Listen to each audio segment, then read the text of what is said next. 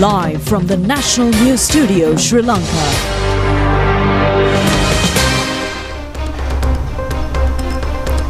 This is the 9 p.m. news telecast of the prestigious channel of Sri Lanka. A pleasant evening and a warm welcome to the national news. I'm Dilanjali Ananda. A very good evening to you. I'm Charita Minipurarachi, and let's move on to the headlines for tonight's news.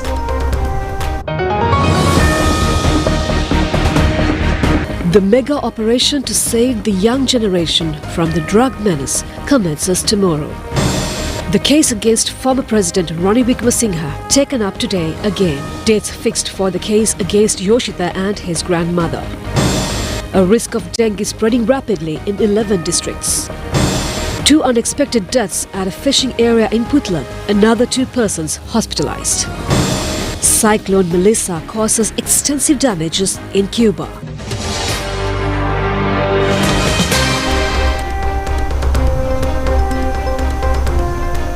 On to those and other stories in detail now, and starting off with the top local story. The huge operation to eliminate drug menace, which has become a national disaster that ruins the country's sovereignty and future of children, is scheduled to be launched tomorrow. The opening ceremony of a Ratama Ekata national operation will commence at 10 a.m. at the Sugadadasa Indoor Stadium in Colombo under the patronage of President Anura Kumara Dissanayaka. Ratama Ekata National Operation is the first initiative to awaken the power of the people against eradicating the drug menace from the country. This program has been planned under a proposal submitted by the President on the 13th of this month to the Cabinet. This national operation has been planned under the guidance of the National Operation Committee established in this connection and with the support of the government and the general public. Accordingly, a new structure consists of public security committees at district, regional and rural level is to be established. Rapid increase of drug addicts is a huge disruption for the development of a country. Drug smugglers and middlemen have been tempted to capture school children and the younger generation as a prey to drugs for a long time. In implementing the national operation to eliminate network of narcotics from the country, people must also extend their support to the government by providing necessary information. Religious leaders and many social activists expressed their views regarding the government's special program to eliminate drug menace.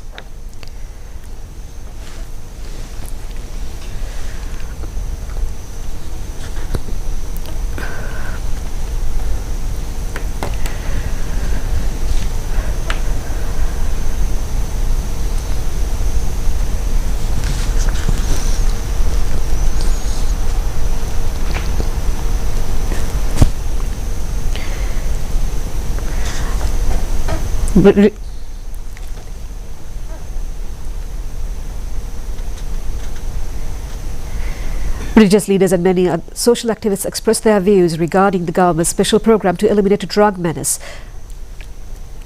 Anunayaka of the Askiri chapter, Venerable Venerue Upalithera, said that it is pathetic to say that the country that is considered as nurtured by Buddhism has become a heaven of narcotics. Realizing this danger, present President has emanated this initiative or implemented this initiative against drug menace. All should commend, bless and support this endeavor.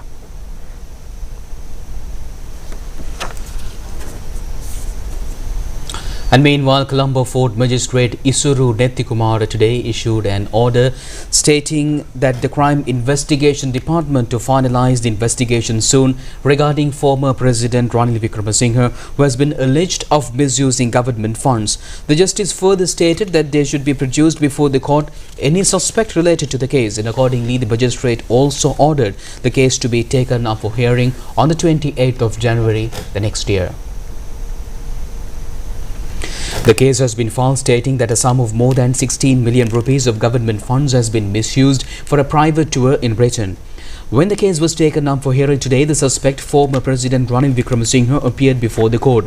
Deputy Solicitor General Vasantha Perera stated that the suspect had spent a sum of more than 16 million rupees during the tour had spent in Britain, and further investigations are being conducted in this regard. Additional Solicitor General Dilip Peiris appeared on behalf of the plaintiff, has stated that the medical reports presented to get bail for the suspect has been finalized with the patronage of the attorneys at law. As such, this has been not only a case of misusing government funds but a misuse of powers of the judiciary also, he added. Additional Solicitor General Dilip Papiris also stated that a medical investigation by the Judicial Medical Officer of Colombo and 3 other doctors regarding the illness of the suspect. Attorney at Law Tilak Marapan, appearing on behalf of the suspect Ranil Wickramasinghe, stated that the concerned letter of investigation from a British university has been forwarded to the police. As such, taking the suspect into custody is not justifiable. He pointed out that Additional Solicitor General Dilip Papiris stated that if the suspect received bail on illness, the treatment he received and surgeries undergone have to be mentioned. Later, announcing his order, the magistrate requested the progress of the report to be forwarded after finalizing investigations before the next hearing. The magistrate had ordered an investigation regarding the incidents at the court premises and the statements recorded on the day that the suspect was taken into custody and produced before the court. The magistrate also ordered to inform the court on the 28th of January the next year the legal action to be taken in this regard and whether an instance of contempt of court has occurred and by any whom.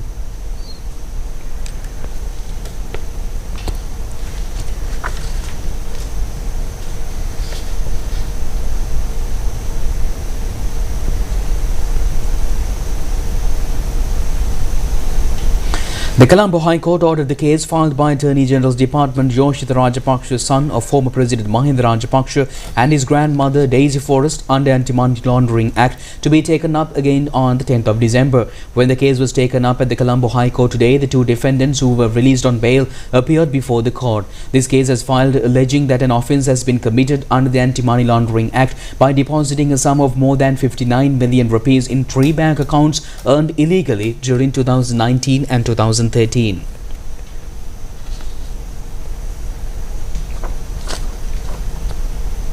case against Pial Manamperi and Sampath Manamperi, along with the employee of the Ceylon Electricity Board, were taken into custody and kept in prison custody on the allegation of possessing chemicals used in the production of ice narcotic, was taken up at the Walasmula court today via video technology. The magistrate ordered the suspect to be kept in prison custody until the 12th of the next month. Health authorities point out that there is a rapid growth in dengue fever in the country. 41,324 dengue patients have been recorded this year so far. 22 deaths have also been reported. Meanwhile, anti-malaria movement says that 35 malaria patients have also been identified during the past period.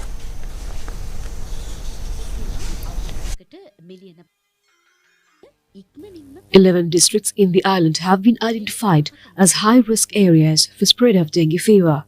They are Colombo, Gampaha, Kalutara, Kandy, Jaffna, Galle, Mathura, Batiklo, Kurunagala, Ratnapura and Kegor districts. The National Dengue Control Unit points out that with the prevailing intermittent rains, the dengue menace may spread rapidly. Specialist Dr. Prashila Samaravira of the National Dengue Control Unit said that 405,838 premises have been inspected so far this year. Schools, religious places, factories, work sites and government institutions have been identified as risk-prone areas. Actions that should be taken immediately once the symptoms have been identified. Specialist Dr. Prashila Samaravira of the National Dengue Control Unit said that in case of having fever for over 2 days, high fever, nausea, headache, body pain, vomiting, abdominal pain, the person should consult a qualified doctor as soon as possible.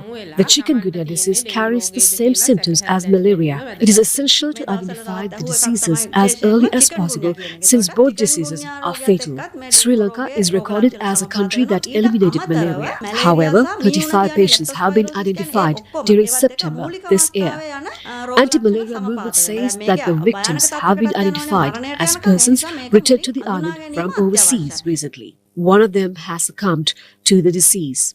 77% of these patients have been infected with malaria parasite Plasmodium falciparum. Specialist Dr. Indivari Gunaratna of the anti-malaria movement said that the parasite Plasmodium falciparum causes complications in all limbs in the human body. Out of the infected patients, 86% totally recovered. The persons who travel in India, Myanmar, Thailand and African countries are vulnerable to this disease. The way to identify malaria and how to prevent it. Specialist Dr. Indivari Gunaratna of the anti-malaria movement said that malaria can be prevented and the anti-malaria movement and its regional unit provide required medicine free of charge. Persons who intend to travel in the vulnerable countries should obtain medicine prior to their departure. Soon after coming back to the country, a blood test should be conducted. Two persons who have served in a fishing site at Narachole area in Puttalam have died mysteriously, and it has been reported that they died after consuming a liquid in a bottle that floated ashore from the sea. 8 workers have employed in this fishing site maintained close to Lakvijaya power plant premises at Narachole in Puttalam. Our correspondent stated that one of the workers was admitted to Puttalam hospital yesterday due to an illness and died this morning. The owner of the fishing site has later found another employee at the age of 28 years died at the nearby seashore. Later it has been revealed that the 2 victims had tasted a liquid contained in a bottle washed ashore from the sea. It has also been reported that another 2 persons who are alleged to taste the mysterious liquid have been admitted to the hospital. Now, many Sri Lankan athletes became victorious at the 40th South Asian Youth Games, and the gold medalists Rumesh Taranga and Kalinga Kumarage at the Asian Youth Games arrived at the national television today. They were warmly welcomed by the Rupavahini news team of Sri Lanka Rupavahini Corporation, headed by the news director Mrs. Vimuktika Karyavasam.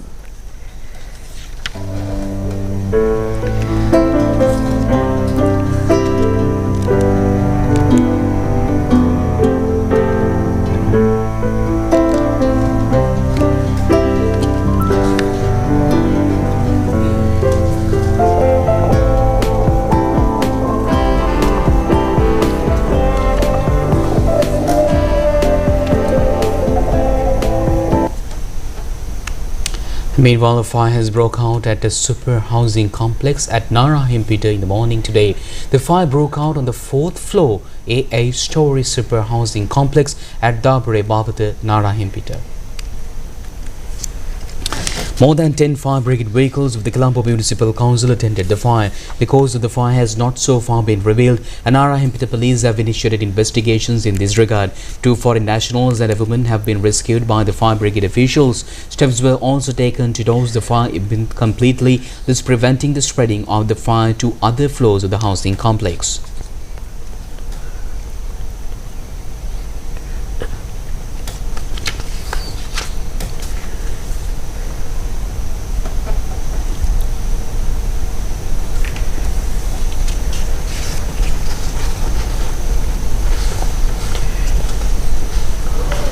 The 6th stage of Healthy Food Happy Life program was implemented today, centering Poramadulla National School in Nuwara district.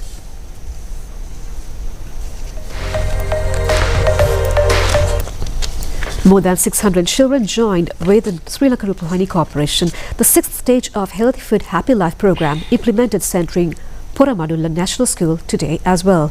The children were enlightened on their nutrition and food safety on this occasion. Apart from raising awareness among children, the modified canteen of the school was also dedicated to the children of the school today. The 7th stage of Healthy Food Happy Life program will be held at Gotami Junior School, Gabbaha on the 31st of this month.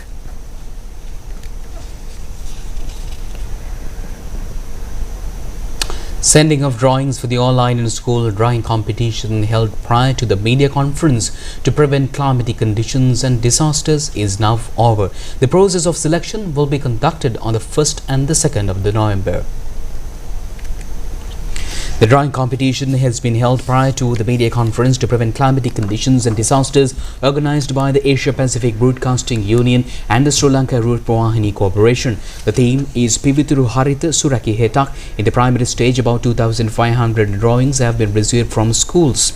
The 100 contestants are selected. Out of them will be competing in the 2nd stage. The competition of the 2nd stage has also been planned to be held on the 8th of November at the Independence Square premises.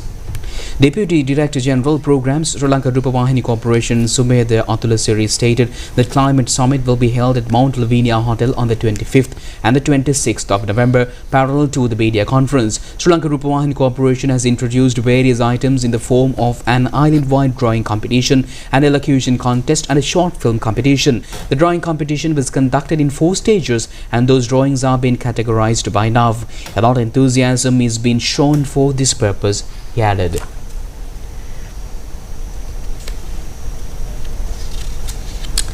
And meanwhile, an educational exhibition titled Yelasuya Abhiman has been organized to mark the 150th anniversary of the Vidyalankara Pilivena in Paliyagoda. The exhibition was inaugurated today under the patronage of the Minister Vijitha Herath.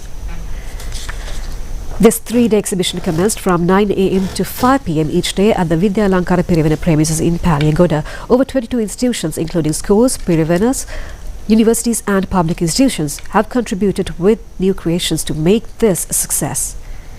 Electrical engineer Nirmal Vikramasinghe said the Ceylon Electricity Board and the Sustainable Energy Authority have jointly focused their attention to renewable energy. They have also focused attention on how to supply the energy generated by roofing solar panels to the national grid based on a tariff. Concerns have also been raised how to pass electricity from battery energy storage systems to the national grid at the time of high demand. Its aim is to earn more income by supplying power to Ceylon Electricity Board.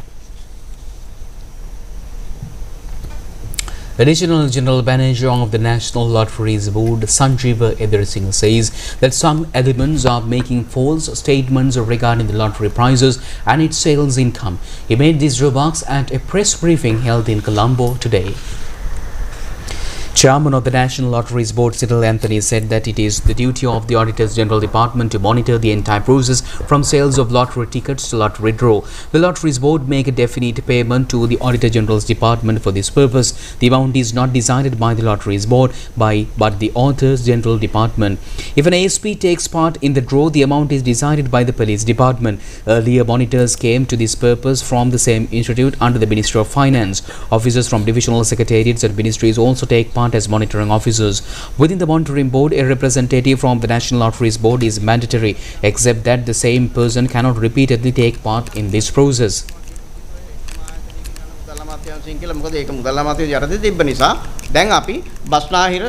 ඇතුළු අනිකුත් ප්‍රාදේශීය ලේකම් කාර්යාලවල ඉන්න නිලධාරීන් සහ අමාත්‍යාංශවල නිලධාරීන් ගෙනලා තමයි අපි ඒක කරන්නේ. ඒක නිසා දැන් මේක සම්පූර්ණයෙන්ම විසිරලා තියෙන්නේ මේ අධීක්ෂණ මණ්ඩලය කියන එකට. මේ අධීක්ෂණ මණ්ඩලය අනිවාර්යයෙන්ම එක්කෙනෙක් ඉන්න ඕනේ ජාතික ලොතරැයි මණ්ඩලයේ කෙනෙක්. ඒක අධ්‍යක්ෂ මණ්ඩල සමාජිකයෙක් එහෙම නැතිනම් දේශ නිලධාරියෙක්. ඒ ඇරෙන්න වෙන එතන නිතරම එකම කෙනාට වාඩි වෙන්න කිසිම ඉඩක් නැහැ. මේ Additional General Manager of the National Lotteries Board, Sanjeeva Edirisinghe, said that during the process of lottery draw, the board cannot arbitrarily decide the amount of prizes. All these lottery machines have been purchased by recommended companies under proper procurement procedures. Officials from the Auditor General's Department constantly check these machines. If it is false to say that the number of prizes have been reduced. And now let's move on to some more development news items in brief. The development of Polonnaru railway station commenced yesterday under the guidance of Deputy Minister T.B. Sarath. This has been implemented under the Dream Destination program of modernizing 100 railway stations island-wide. The financial contribution is provided by the Arulia group of companies, and people's representatives were present on this occasion. Construction of the water project being implemented at Pinhena area, Beruvilla, commenced yesterday, led by parliamentarian Shanti Hettiarachchi. A sum of 5 million rupees will be spent on this project, and the project is being implemented under the theme A Thriving Nation, A Beautiful Life. About 1,000 families will be benefited from it. A sum of 17.8 million rupees in aid of the construction of new houses for 71 low-income earning families in Kerala district was provided yesterday. The governor of Sabaragama province, Champa Janaki Rajaratna, and a large number of others attended the occasion.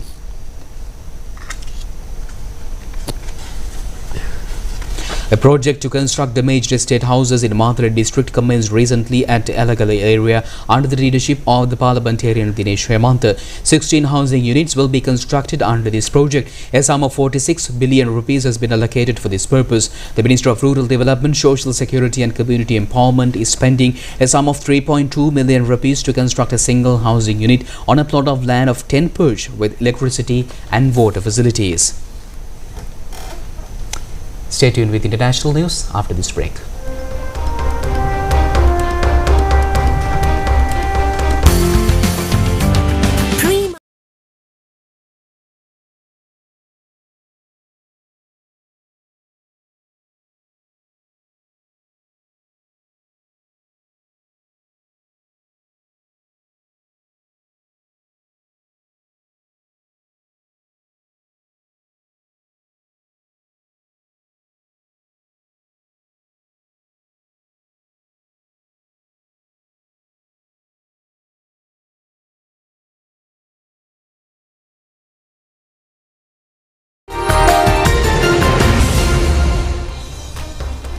Now, Hurricane Melissa, which caused severe destruction in Jamaica, has now entered Cuba. And according to the Cuban government, over 735,000 people could be affected from the storm, and extensive emergency measures have already been put in place, and it has been described as the most powerful hurricane to hit the island nation in recent history.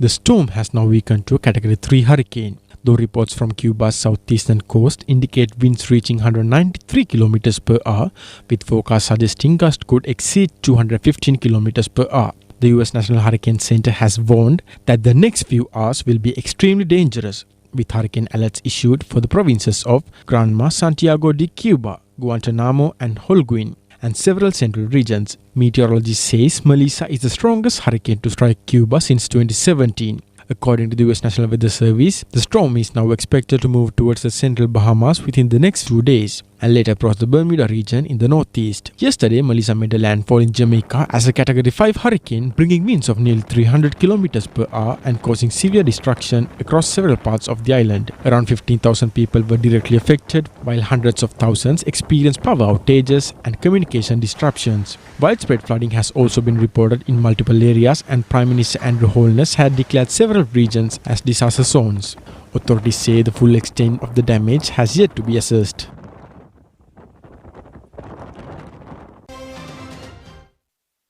The Ukrainian President Volodymyr Zelensky says Russian troops have gained a foothold in the strategic hub of Pskov in eastern Ukraine. He said that the situation remains difficult, but Russia has not yet achieved its planned objectives.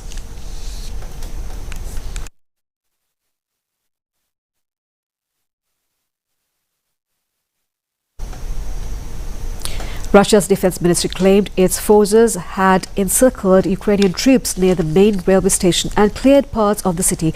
However, Ukrainian officials denied reports of a complete surrounding. According to Ukrainian military spokesperson, 79 attacks were repelled near Pokrovsk since Monday, with Russian troops using armored vehicles to cover their infantry. Zelensky also urged European and US leaders to provide stable financial support, warning that Ukraine's defense capacity is shrinking. He said he hopes the upcoming meeting between US President Donald Trump and Chinese leader Xi Jinping would encourage Beijing to cut support from Moscow. And meanwhile, Paris had reaffirmed its status as the world's chocolate capital with the opening of the 30th edition of the Salon du Chocolat in the world's largest chocolate fair. The event opened with a Broadway-style show as performance in themed costumes entertained hundreds of chocolate enthusiasts at the Porte de Versailles. The anniversary edition brings together more than 500 exhibitors and chocolatiers from over 6 countries, featuring tasting, masterclasses and fair-renowned chocolate fashion show. This year's event is designed to be more engaging, participatory and impressive, encouraging visitors to explore and taste their way through the world of cocoa. Special guest French master Jean-Paul Havin, a legend in Paris chocolate artistry, heading this year's celebration. The fair runs of 5 days with live demonstrations, competitions and festive Maison de Père Noël exhibit.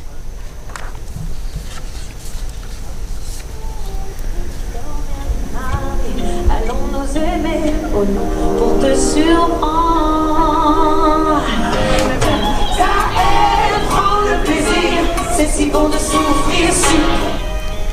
Now, China is blanketed in breathtaking winter beauty this week as a powerful cold wave swept across multiple regions, from frost-coated forests to snow-capped peaks. The season's first major freeze has transformed mountains and cities alike into shimmering white landscapes and brought with a record-breaking low temperature. Snow and rime have created dreamy winter scenes in several parts of China, captivating tourists eager to experience nature's seasonal spectacle. In Lushan County, Henan Province, Yaoshan Mountain turned silver white on Monday, with continuous rainfall and falling temperatures transforming the once green slopes into a winter wonderland. To further east, Mount Tai in Shandong Province was draped in frost, with its peaks and valleys covered in a delicate white haze, softening the mountain's majestic outline. In Shanxi province, temperatures plunged by as much as 10 degrees Celsius, prompting authorities in the provincial capital Taiwan to start the city's heating services 13 days earlier than usual. The sharp temperature drop also brought dense fog to parts of Luliang city, where visibility dropped to just 200 meters, forcing temporary closures at several expressway toll stations. Meanwhile, in Mohe, China's northernmost city, the mercury dipped to minus 25 degrees Celsius as the Heilongjiang River, which borders Russia, entered its floating ice period. And in Jilin province, the slopes of Shitu mountain shimmered with crystalline frost, coating pine trees and rocks in pure white. According to China's National Meteorological Center, record low temperatures were logged in 15 regions from Sunday to Monday, with Shenzhen and Yingchuan both dropping below zero for the first time this year. With those scenic visuals, we wind up the news for tonight. Join us tomorrow at the same time for the very latest on ChannelEye. I'm Dilanjali together with Charita signing off. Good night. Good night.